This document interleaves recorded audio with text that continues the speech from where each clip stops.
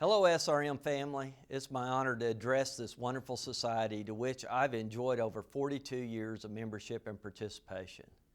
I must confess it's a little confusing as to my titles at this time. When the initial invitation was presented, I was the acting chief of the Natural Resources Conservation Service, a temporary appointment for my permanent job as the associate chief. While speaking to you today, I'm the Acting Deputy Undersecretary for USDA's Farm Production and Conservation Mission Area. While President Biden assembles his leadership team and they're onboarded at USDA, I'm filling in a critical spot within the department. I'm so looking forward to returning home to NRCS and to work on the private lands conservation efforts within the next few weeks. It is impressive how you've adapted your annual meeting to the current pandemic normal and continue the mission of expanding the science and the art of understanding and stewardship of our rangeland resources. While our collective preference would have been to meet in person, I truly look forward to this virtual opportunity. Range conservation is a part of my DNA. From my high school days of range and pasture judging and raising livestock, to my range degree at Oklahoma State, to the foundation of my NRCS career as a range conservationist.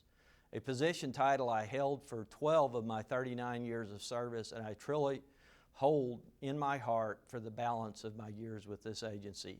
And I want to just say, go Pokes, right here to all the fellow alumni of Oklahoma State University.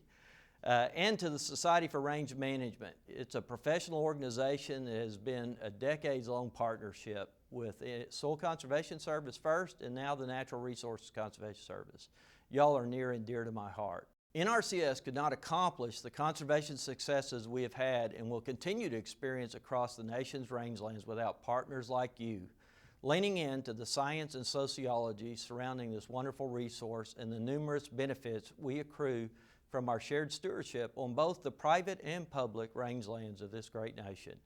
As we strive to hire and equip our workforce to work across institutions, agencies, and in hand with the producers and stewards on the land, the SRM is critical, if not essential, to growing and training our workforce to be effective and articulate in the conservation planning setting everywhere, every time. For that, I thank you. You are special and tremendously necessary to our agency and our work. Let's look now at some of the successes and the impacts across working lands whose roots can be traced back to our employees and our partners and what we've learned from associations and societies like the Society for Range Management. Let me start with our personnel. We are currently 279 strong in the Rangeland Specialist 454 series, with many other range specialists scattered through other job series. Certainly that's not enough. Much to the chagrin of my agronomist, soil scientist, and generalist colleagues, I'm quite often remind them that a well-trained range specialist is versatile in almost every planting setting, from the grasslands to agronomic soil health and wildlife habitat. However, I will confess that our range specialists are not always happy when we land them in a location that's predominantly farming. So what are we doing now? I'm happy to share with you that NRCS is currently using direct hire authority to fill over 1,500 positions. We've tagged 75 of those to be rangeland specialists, but that isn't limited to just those 75. We can pick up individuals that are educationally qualified as range specialists in our soil conservationist and our other positions. So we're not going to just get 75. I know that's not a lot. In fact, it's a little bit disappointing for a range conservationist like me, but we're going to continue to work, and we're going to continue to recruit specific disciplines and educational backgrounds. These positions are currently being advertised across the United States, and direct hire authority is really unique because it allows us to seek out entry-level conservationists at the GS5 through 9 level and make them direct offers for employment. If y'all know anyone interested that is a graduate and would like to come to work for the Natural Resources Conservation Service, just have them reach out directly to many of the NRCS people that are here at this meeting, but also to their state conservationists in whatever state that they would like to work. These new hires, when we get them on board, they're going to need mentoring, training, and a professional organization like SRM is going to be necessary to continue to build the robust, sustainable working lands workforce that is out on the land assisting farmers, ranchers, and forest landowners. That's where you come in. I've encouraged all of our agency leaders to allocate resources for the state and national technical specialists to attend and, most importantly, participate in professional society meetings. We need to be here, we need to be learning, we need to be a part of the dialogue, and most importantly, we need to build the relationships across the breadth of this society's membership. We encourage a professional membership in the society for all of our employees. I got to confess, that's a tougher nut to crack with our workforce today than it was back in 1981. I don't have an easy answer, but we're committed to continuing the discussion. We want our employees to be connected with the Society for Range Management and other professional societies so that they can sharpen their skills and continue to adapt to this changing technology and science surrounding our natural resources. NRCS and SRM have a partnership agreement. We're looking forward to working together into the future, developing 2 training courses covering vegetation monitoring and data interpretation, and a grazing land economics class. Additionally, we have an agreement focused on comprehensive and long-term strategies for sustainable rangelands on tribal lands. What about expanding our base of support? Technical service providers, or TSPs as we call them, are also important to our success. Your certification program for certified professionals in rangeland management is an exemplary process with credible, rigorous qualifications and standards. TSPs provide support to our agency's customers out in the field to help address workload or training needs when we cannot allocate the time or in-depth resources to a specific customer. We view TSPs as a valued partner. They can plan, design, and help producers implement conservation at the system level by incorporating the landscape, watershed, or habitat values into the planning environment. We are currently engaged in a continuous improvement process. Additionally, TSPs can be drivers of innovation since they have flexibility to nurture innovative ideas, allow them to cultivate and evolve faster, and in turn, allowing the agency and the producers to benefit. We embrace continued learning and innovation, and we believe the technical service providers, the certified rangeland management specialists, provide a great opportunity for us to grow forward. NRCS has been working over the past year to pursue a continuous process improvement effort to help address congressional requests, the requests from our TSPs, our clients, and the field offices that you provide support to. There are 9 CPI teams working through the number of issues such as training, certification, third-party certification like this Society for Range Management, planning implementation requirements, and quality assurance.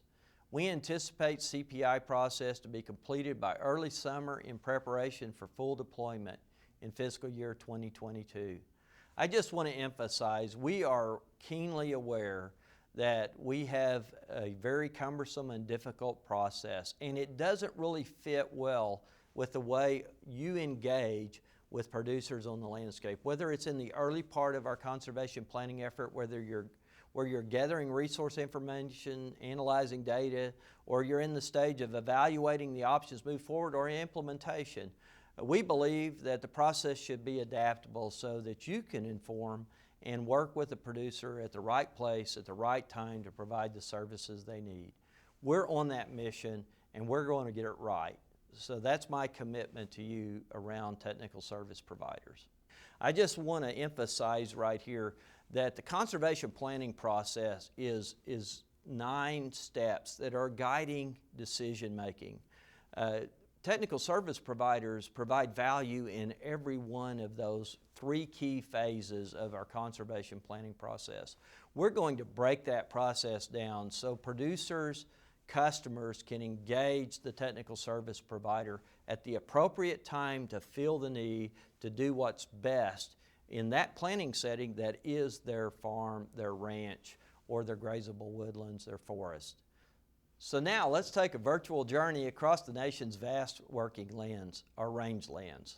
What an impressive picture of the scope of the lands and the impacts of your work. 30% of the entire land cover of the United States is rangeland, which equates to about 770 million acres. You know these numbers. It's an estimated 2/3 of all the U.S. rangelands are privately owned, and that makes up about 500 million acres. What's unique is in a lot of places, the private lands and the public lands are blended together, and you have to balance those competing or complementary interests in order to be successful in grazing land natural resource planning. These working lands constitute over 27% of the total acreage across the 48 contiguous states. That is vast and impressive. So where did we fit in this day and time in history? To start, NRCS has committed $4 billion in investments across America to address conservation needs across all land uses.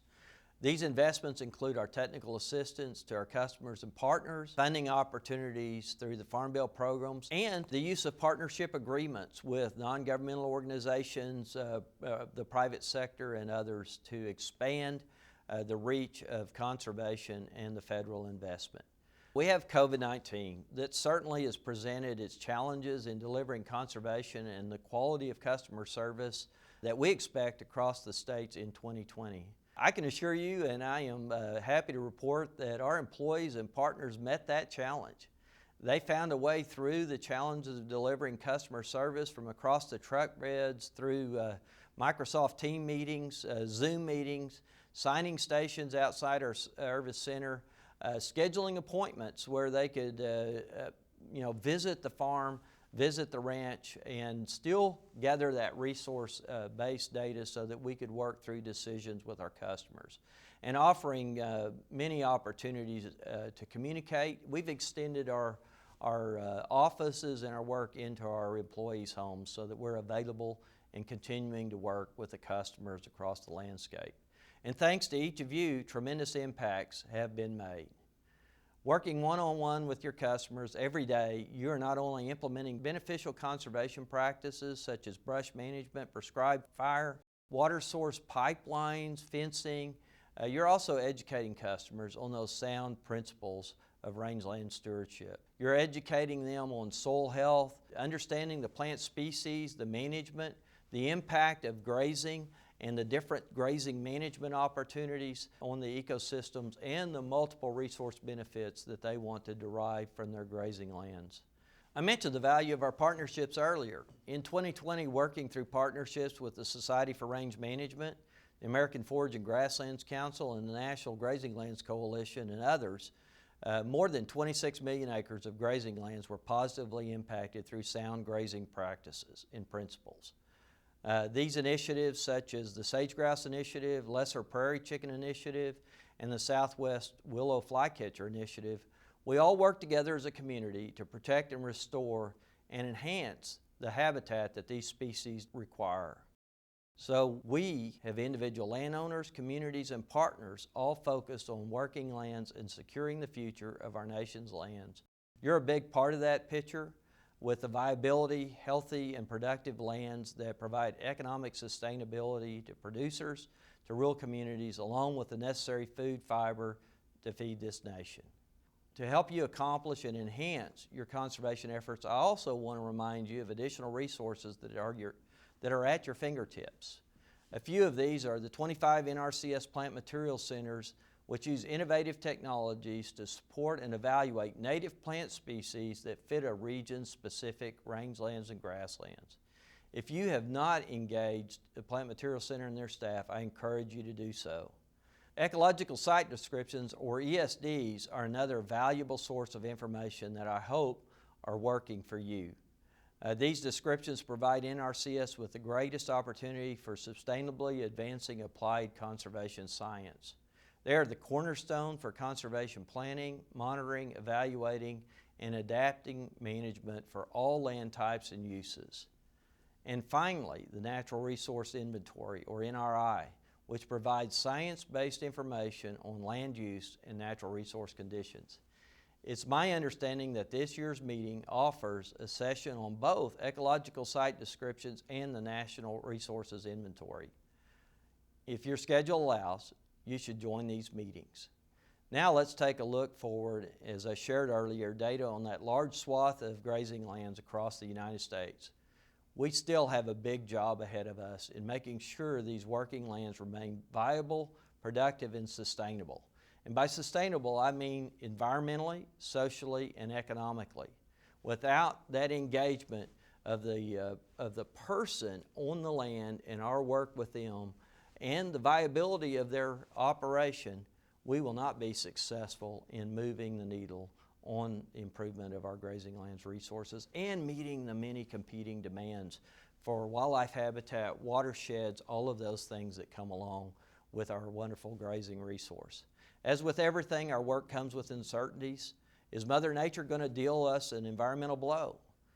Where does climate change fit into the work each of you are doing and expected to accomplish? What will carbon sequestration efforts look like down the road? What impact will future urban development and growth have on our working lands? I don't have all the answers, but I can assure you that working together and leaning into our passion and commitment to conservation and our commitment to valued partnerships, America's working lands will be sustainable, prosperous, and viable for generations to come. Again, I thank you for asking me to take part in this Society for Range Management annual meeting. I wish you an excellent meeting.